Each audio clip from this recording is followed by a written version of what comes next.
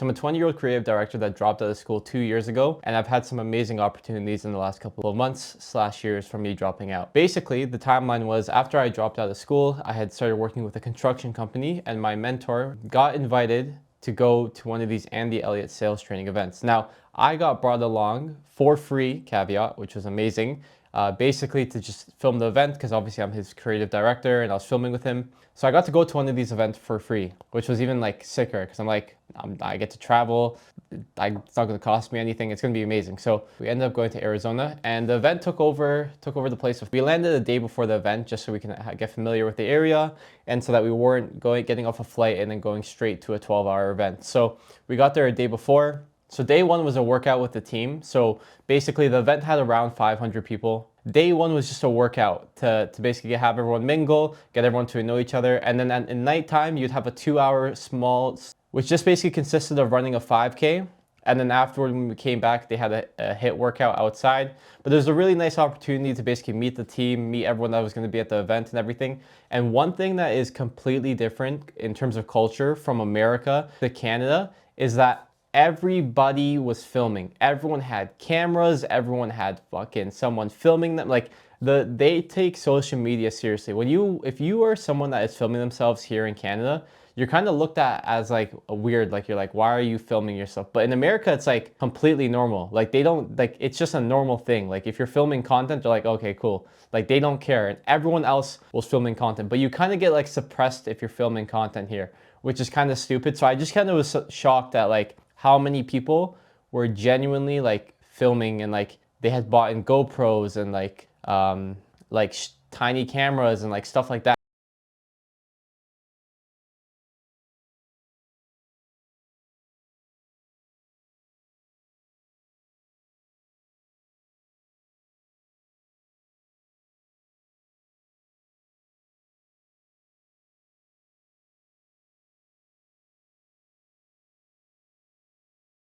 Upsell to buy the really expensive courses, and there's probably a $5,000 difference between level 1 and level 3. I happened to be the guy that bought was a level 3, so he bought the highest level pass, which means he kind of got treated like royalty. So after the event ended, we got a private tour of the entire space. We got to meet Andy Elliott's right-hand man, Ali, which was just an absolute beast and someone I inspired to be like. And it was just a really good time. Like we got treated like royalty. It's like a compound when you go there. Like it's like you have like the main buildings, you have a gym, you have like two separate buildings they're building right now. One so that they can homeschool their kids, and then another one that they can have bigger events in. So the event space right now they have is like 500 can hold 500 people, but this new event space is going to be able to hold like 5,000 people. Like it's just insane what they're doing there. And it's like, and they have a church built into it. Like it's just absolutely beautiful, and I absolutely love it. So after day one in the nighttime, there was a quick 2-hour mini seminar to kind of get you prepped up for the day before. And I have to say, Andy Elliot is like a G. Like this guy is an absolute G. Just the way he runs his team, the way he is like, and just him in sales was just like insane. Like the amount I learned in this one weekend alone was just like, it just showed me where the skill gap is between where I am. Obviously I'm only 20, so I'm still starting out, versus like where you can get to, and how so many people sit in this tiny gap of like, they could have so much potential, but they just self-limit themselves so much that they'll never be able to get there. And like, I would love to say there's a society where everyone can achieve everything they want, but I just don't see that existing, because most people are gonna pull themselves out the race before the race even starts. So that was one of the biggest things I've learning of just like the amount of the difference of like where you can get to and where you are now. Just like if you just put in the work, you can actually get there. Day two was another early start. We started at 6 a.m. This day we got to go to Andy Elliott's private gym, and we got to work out there before anyone got to the event or anything like that. And then the event was basically 12 hours. So it started with a 6-hour seminar, and then you would have a hour break for lunch, and then another basically 4 or 5 hours worth of seminar. And within this seminar, I'm lucky that I got to record the audio. I still haven't got to look over it, but basically the videos you see online are like real. Like he got random people to come up. Now I will say that when he was picking the people he wanted to come up, he was going for specific industries. Now, I think he was going for specific industries like car sales and like door-to-door stuff because they would find the most value. There's people that were like wedding photographers and stuff like that and like random like one-offs. And he's like, it makes sense that you're gonna pick the thing that most people are, which is like car sales and stuff like that. Overall, like you can tell that you can tell that like this guy is insane at sales because he just like off the rip, just like bam, bam, bam, every objection could handle it. And just seeing that and then just seeing the amount of people inspired. And when he was walking in, the crazy part, which like I absolutely found like insane, was like he was walking in and then everyone got stood up and everyone was like, Andy, and like everyone was cheering his name. Like it felt like it was like a sports commercial going into it. Like I felt like I was going to watch the Super Bowl for a game, which was just like, I remember I took a video and I was like, I'm gonna have this one day. Cause like, it reminded me of when I played sports, but in a different scene, like the scene I'm currently in of like more like, not regular work, but like in the working life. Cause I think sports is a kind of different type of work. And it reminded me of like just a sports world, but within like a working community, like a working space, but in like the sports world. And I'm like, I want a culture. I want to be able to build a culture like this. Like he made me realize that you're just having a conversation with a person. And most of the time, like I remember my first sales call, I was so nervous. I was stuttering. I was freaking the fuck out. And it just kind of made me realize that like sales is just a regular conversation, but you're just helping someone make a decision. You're not trying to trick them into anything. You're not trying to like fugazi them. You're just giving them the information for them to make an informed decision. And like, if they don't want to be with you, then it's okay. But this also isn't like personal. It's not like them not signing with you or them not working with you is like, we have to go to war now and I hate you. It's just like, cool, this wasn't the right fit. And that's okay. And I'm going to move on and find the next person because I want money. I think just him breaking a bunch of beliefs I had and then just also just like seeing how much, I think people tend to overcomplicate things. When you're just starting out and there's so many unknowns that you kind of go like all around because you're trying to figure out the unknowns. And then you get to the end and you're like, oh, this was way more simple. Like I made this so overcomplicated, but it was actually super simple. And I feel like he kind of unlocked that for me where I was like, oh, sales is so complicated. You need to know all these things. But it's like, you do sales kind of every single day. Like every conversation you have, every time you're talking to a camera, like it's kind of all sales. But if I were to draw two lines on the sidewalk and tell you to walk in between them, you'd be like, oh, this is no problem. You'd walk with ease. But as soon as I put a thousand foot drop underneath you on the same line, that's when you get all shaky because there's consequences. And I think sales is kind of the same way where it's like you do sales every single day in terms of your just day-to-day conversations and you're fine because there's no pressure. But as soon as you kind of get into like the sales mindset of like, I'm trying to win this person over, that's when you go, oh my God, there's like, I might lose something here, I might not close the deal. And then that's when you start to overcomplicate it. And then that's when you don't end up closing the deal. So I feel like it just made things more simple for me, which I enjoyed a lot. And then I think the last thing I really learned from him was just like building an insane team. Like if you can find people that would genuinely buy into your culture, there was like multiple people, like not like two or three, like 10 to 50 people that moved states, not even to get a job, but just to have an opportunity to get a job.